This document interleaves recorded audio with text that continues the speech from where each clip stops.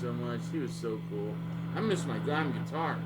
I got exact replicas of the Bolt and the 79 with the Kiss stickers, everything. They're beautiful. In storage. 5.5 years now. Oh my gosh. The only one that isn't in storage that someone took that didn't bring them, because everybody brought theirs back because they left. My bishop, he took 4 of my Van Halen, the Van Halen 1, the 78, the 79, black and yellow. I will not call it Bumble, but this is stupid. Bumblebee doesn't look like that. They have stripes like this. They don't have crazy stripes like that. So the 78, 79, and he took the Kiss Gene Simmons Axe bass. His daughter plays guitar. She friggin' loved it because he's like, I won't let my daughter play. You know, she's like 19, 18. I go, let her play him. Let her play any guitar she wants. And she loved the 78 9 Van Halen 2 black and yellow. Fucking loved that guitar. She played it all the time. I'm like, I wish I still was making tons of money and I could just say, take it. But that I can't. It's a friggin' artist. So it's got and the artist, but I had mine upgraded because I wanted the full.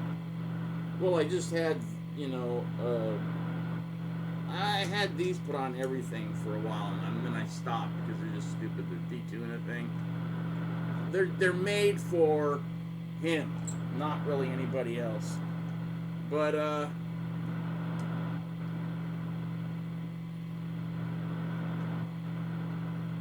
the fuck was I saying? I just took some medication. I didn't take my medication. I fell asleep at like 5 in the morning like a normal person and slept all day because I was dead from yesterday digging out that fucking hole and trying to do as much as I could for the plumbing idiot so they wouldn't charge us as much. They just had to show up, snake it, and get out. And they still charge us $300. But whatever. At least we can poop and take a shower for the next almost year, and then they'll probably clog up. Because what we have running from the house to the alley is 1931 terracotta clay pipe. He said it's probably cracked from the house 100 feet all the way to the alley. Because you have to replace the whole thing. And that would cost you thousands. And my dad said, stop. We're not doing it. I'll just have you guys come out and snake it once a year. It's like, it's up to you. Because my dad thinks he's going. He's not. Damn it, he's not. He's my only dad. He's, you know, my mom's gone. She was my best friend. My everything. She went to almost every show I played locally. Every show. Which some were like, nah, you kind of don't want your mom there when you're, you know, got stripper, you know, rubbing yourself all over you during a song. During the song War Machine, we had strippers come out. And I had my stripper. And they weren't stripped because we were playing at the Troubadour and they said no nudity. So they put beep and the teeniest little, you know, string, whatever you call it, G-strings. They were just, that's what they were, strings. And when they came out, the crowd went insane. We're like, well, that's how to get them going. And that was the first show. And the second and third, the second show we played at Joshua's in Anaheim, and it was pretty big because they were announcing it, you know, Trick or Treat, the most requested band on our new show, Rock to the Top. You've seen it on TV, now you can see them live at Joshua's. And it was a Friday night gig. We get down there, we play 3 songs, And then all the drummer has to do is take this thing that looks like a I don't know, a little cake, throw it in a coffee can, throw a match in it, make sure it starts going, and then it'll smoke. But there's two different kinds of cakes. There's indoor cakes that are white. There's outdoor cakes. They're black. He's like, black, throws it in. So, if you look on the cover, I don't know if you ever have, of the band Trick or Treat, the live at the Troubadour, and there's just a drum set engulfed in smoke. It's black smoke. That's him. Because that smoke engulfed him. He stops playing, and we're like, what the hell? And we turn around, oh no! And it just, it cleared the club. So I went down, it tried to, I couldn't see anything. It's just, you blacked out the club. But I knew where the bathroom was, so I went to the bathroom and I shut the door. I'm like, what the fuck? And Tony, the bass player, he brought the cakes. He goes, oh, I brought 2 cakes. I brought one for outside. I don't know, we thought we'd just light it outside, maybe take some pictures after the show. I'm like, good idea. And then I brought the indoor cake. And I guess he just grabbed the cake, both of them, and threw the black one in because it was black. And I'm like, fucking Rudy, you son of a bitch. So after the third song, I get on stage and I'm like, everybody come in the fucking club now. We're going to start playing. Then you see people peeking in. Because there was people like laying on the floor choking. We're stupid. This is our second show. And we were advertised on KNEC and people showed up. We had like 400 or 500 people. And this was a show where, Mandy pulled back Tony's head and bit him like a vampire. I'm like, whoa, what are we doing? Gay vampire stuff? But whatever. And then, Tony went, blah, and then blood just came down the side. And look, someone got the picture. It's a great picture. Because at the time, Tony's still doing this on his knees with the blood coming down. And, Mandy's like, ah! Because he just bit him. But I'm thinking, well, I guess we're, who knows what the hell. We were doing anything to get, people to talk. And that got people talking. So the next show was the Troubadour, Friday night. And Michelangelo Petillo, the Mo Howard of friggin' metal. He's got that Mo Howard haircut. Look at him. Haven't you ever thought of that? And it's all fake. He's been bald since he's like 19, 20 years old. And the guy's like as old as, he's almost 70. Anyways, he's still a good guitar player and does his thing.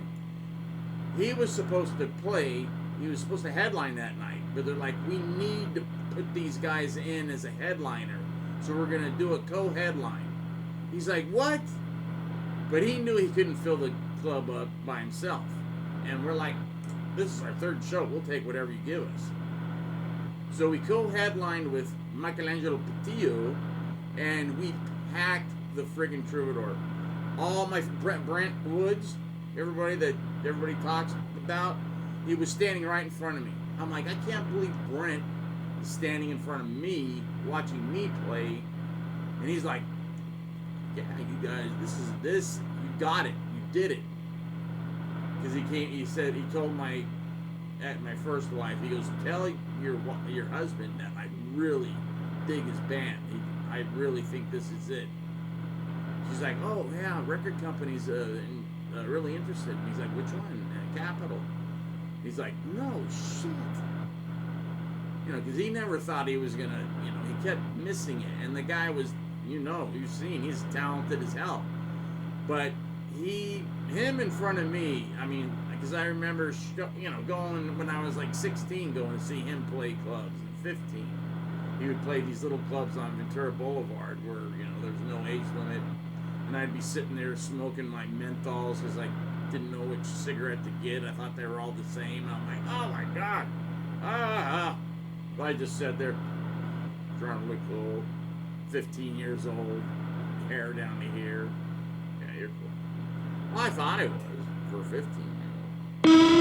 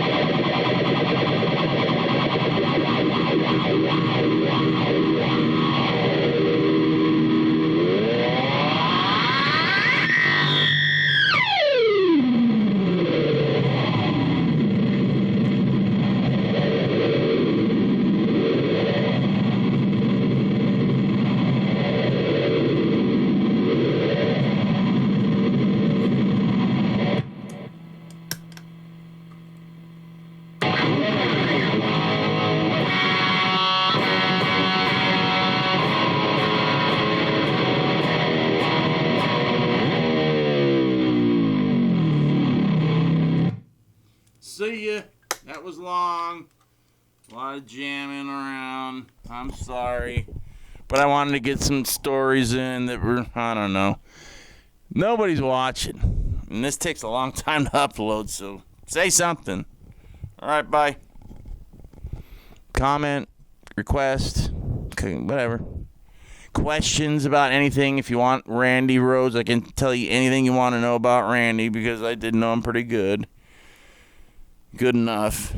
I still, talk to his family. I just talked to them, let's see, what's today? Friday? Wednesday. All right, later.